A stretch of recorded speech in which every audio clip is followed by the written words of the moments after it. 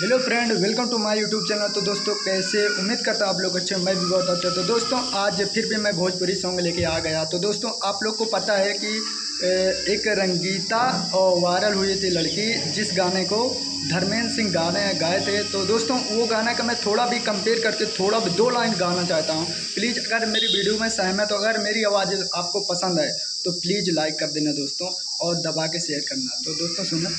अरे जाए के न मान करे तोहरा से दूर हो, पैसे के कारण रानी बानी मजबूर हो, नहीं जे कमाइब त कहाँ से खियाइबो, कर जिया दे तो है हरदम, हेने आवा कद चंदन, हेने आवा कद चंदन, एरा जजाताड़ू तू त लंदन।